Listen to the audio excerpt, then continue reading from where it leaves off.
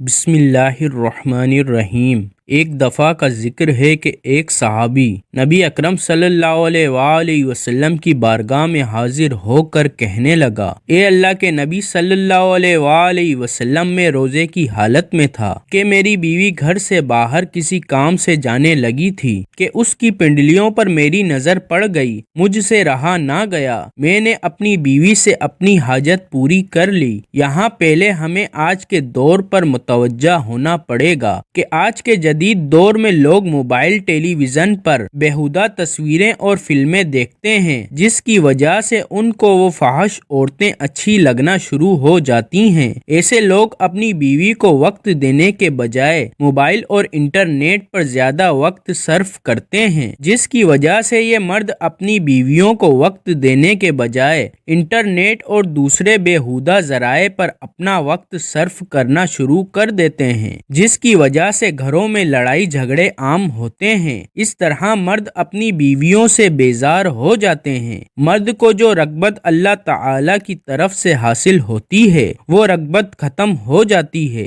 میاں بیوی میں رغبت کا ختم ہو جانا ان مردوں اور عورتوں کی سزا ہوتی ہے جو بد نگاہی سے پرہیز نہیں کرتے۔ اس کی مثال ایسی ہے جیسے کہ آپ کو باہر کے لذیذ کھانے کا چسکا پڑ جائے تو آپ کو گھر کی پکائی ہوئی چیز کبھی بھی پسند نہیں آئے گی۔ باہر کے کھانے سے ایک تو انسان کے پیسے ضائع ہوتے ہیں، دوسرا آپ کی صحت بھی جلد خراب ہو جاتی ہے۔ اسی طرح جب کسی انسان کو بازاری عورتوں کو دیکھنے کا چسکا لگ جائے تو اس کو اپنی بیوی اچھی نہیں لگتی، وہ جلد اپنی صحت سے ہاتھ دھو بیٹھتا ہے۔ حرام کاری کرنے والے آدمی کا گھر تباہ ہو جاتا ہے کیونکہ اس کو اپنی بیوی میں رغبت نہیں رہتی۔ صحابہ کرام رضی اللہ تعالی عنہ اپنی نظروں کی حفاظت کیا کرتے تھے۔ بیوی کی پنڈلی پر نظر پڑنے سے رہا نہ گیا۔ اس وقت صحابہ کرام اپنی بیوی کو اتنا پیار کرتے تھے۔ آج کل کے دور میں اتنی رغبت رکھنے والا کوئی نہیں ہے۔ ہم کو چاہیے کہ ہم اپنے گھروں کو پاکیزہ بنائیں۔ عورتوں کے لیے یہ مشورہ ہے کہ اگر ان کے خاوند سے کوئی بیہودہ حرکت ہو جاتی ہے تو اللہ کے واسطے روز قیامت تک اپنی اولاد کو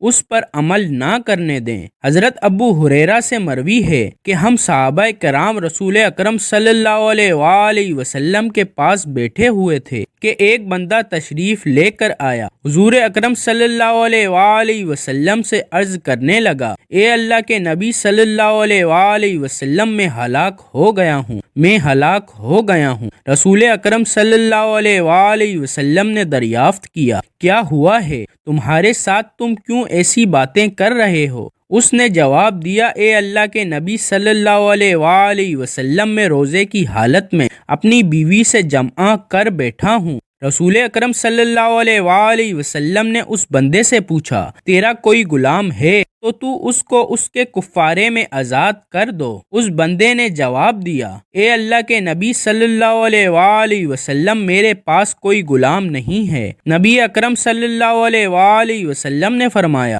کہ تم مسلسل 2 مہینے کے روزے رکھ سکتے ہو۔ اس بندے نے جواب دیا، اے نبی اکرم صلی اللہ علیہ وآلہ وسلم، میرے سے 2 مہینے کے روزے نہیں رکھے جائیں گے۔ نبی اکرم صلی اللہ علیہ وآلہ وسلم نے فرمایا، کیا تم 60 بندوں کو کھانا کھلا سکتے ہو؟ اس بندے نے عرض کیا، اے اللہ کے نبی صلی اللہ علیہ وآلہ وسلم، میرے پاس تو اتنی رقم نہیں ہے کہ میں اتنے بندوں کے کھانے کا بندوبست کر سکوں۔ اس کے بعد وہ شخص کافی دیر تک پریشانی کی حالت میں بیٹھا رہا۔ پھر نبی اکرم صلی اللہ علیہ وآلہ وسلم کی بارگاہ میں ایک کھجور کا ٹوکرا پیش ہوا۔ نبی اکرم صلی اللہ علیہ وآلہ وسلم نے دریافت کیا کہ ساحل کہاں گیا؟ اس بندے نے جواب دیا، جی حضور، میں حاضر ہوں۔ نبی اکرم صلی اللہ علیہ وآلہ وسلم نے اس بندے کو فرمایا کہ یہ تھیلا لے جاؤ اور غریبوں میں خیرات کر دو۔ اس بندے نے جواب دیا، اے اللہ کے نبی صلی اللہ علیہ وآلہ وسلم، میں یہ کھجوریں کس کو خیرات کروں؟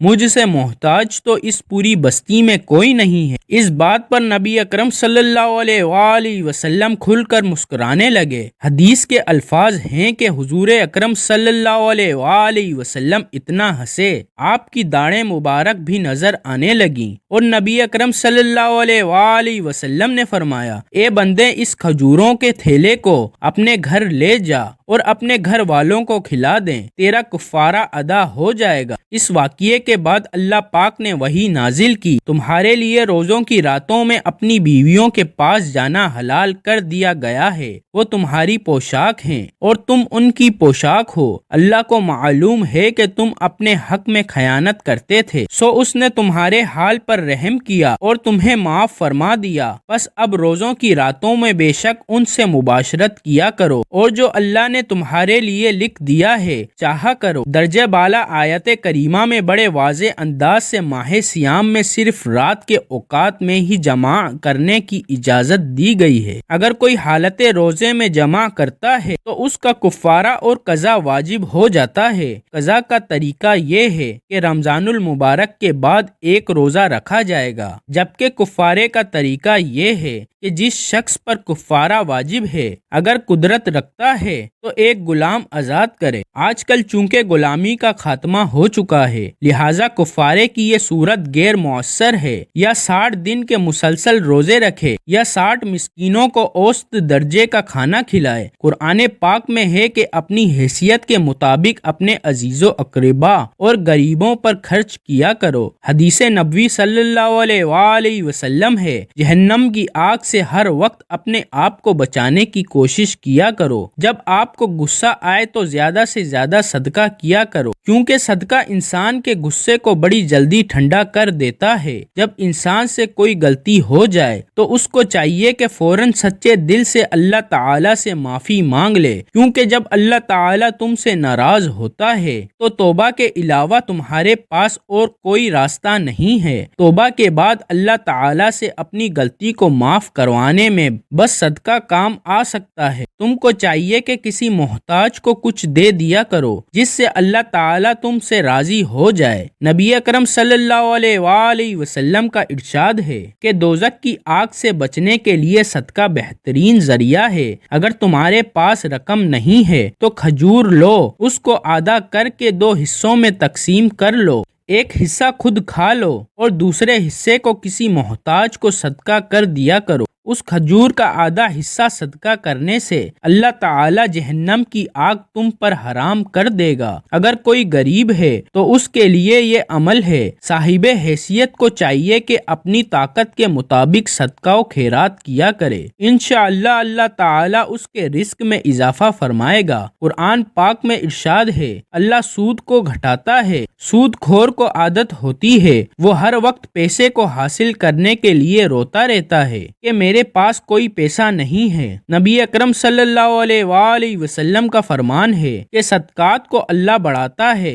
دنیا و آخرت میں صدقات کو اللہ بڑھاتا رہتا ہے۔ اللہ اکبر۔ اللہ پاک ہمیں رمضان کی برکت سے معاف فرمائے اور ہمیں دن رات نیک اعمال کرنے کی توفیق عطا فرمائے۔